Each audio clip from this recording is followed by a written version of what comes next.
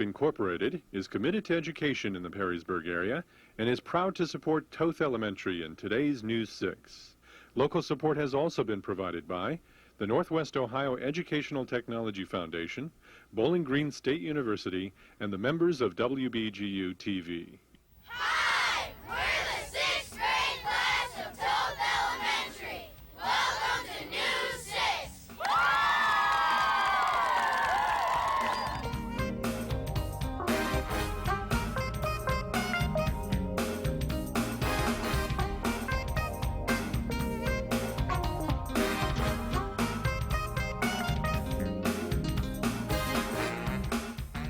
Hi, I'm Alexis DeGennaro from Toth Elementary. Welcome to News 6.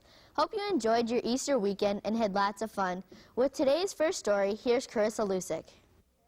Have you ever wanted to own chinchillas, iguanas, ferrets, or pythons? Well, you needn't go to the zoo to have a look at these exotic animals. You just need to step in at Sanders Pets. In our next story, John Pierre Morais finds out what are the strangest and most unusual pets in this exotic pet store. Hi, I'm JP Maria and I'm here with Matt Sanders to show you some unique pets. When and why did Sanders Pets get started? We started in Pemberville about 1962 when we first were married. We needed income for our hobby and we started the store. What type of pets are sold here? Sanders Tropics designed themselves to have unusual pets, things you couldn't find right in the dime stores or in the small stores that were appropriate in town. So we started getting into the exotics, such as iguanas, chinchillas.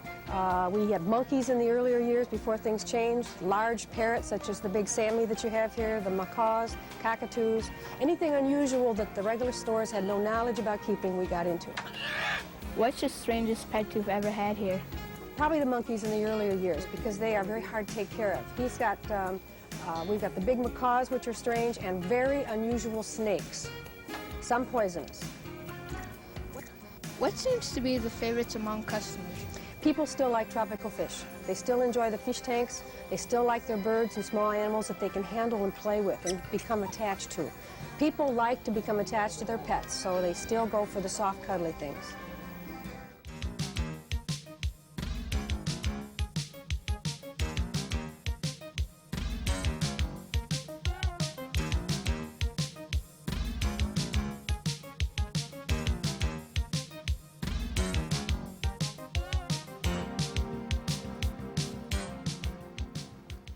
Today's News 6 is produced by the 6th graders at Toth Elementary.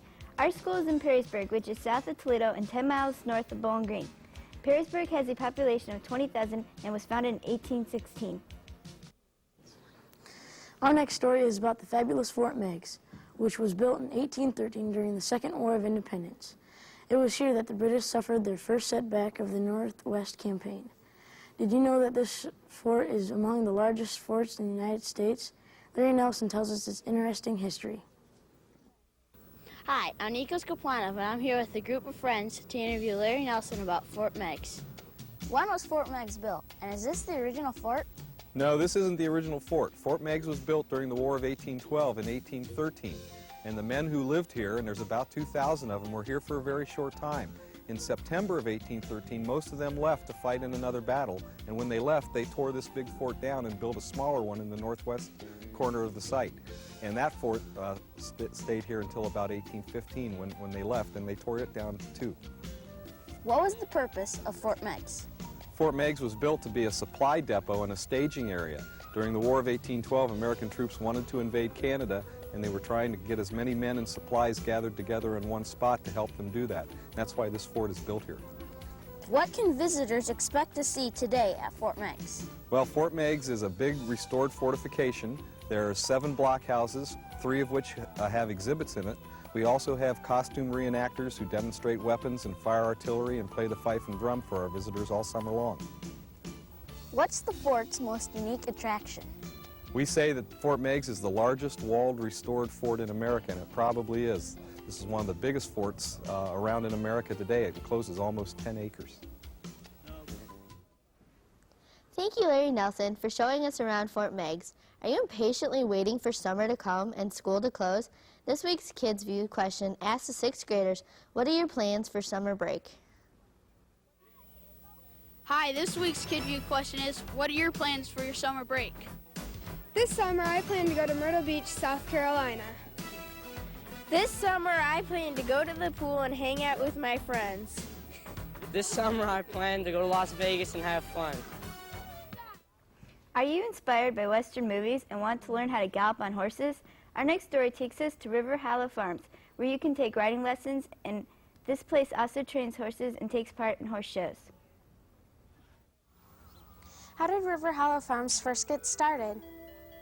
River Hollow was started in the 60s as a private barn for some families here in Perrysburg, and in the 70s it became a public riding facility, and it has been that since then. Only riding lessons given here?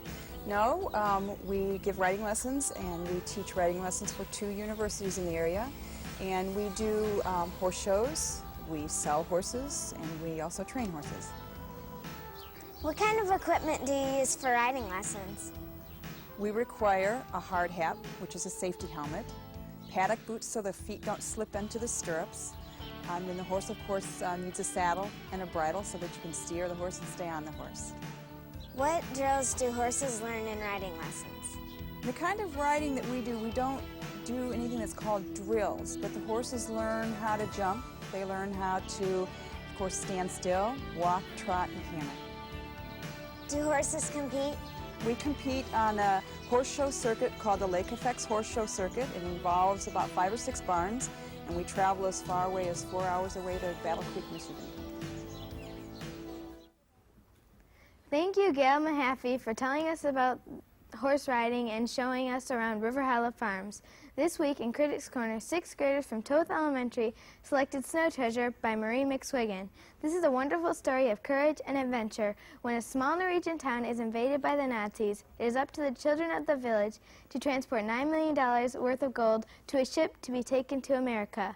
The trick is to smuggle out the gold right under the Germans' noses. This story has many exciting events and a wonderful plot.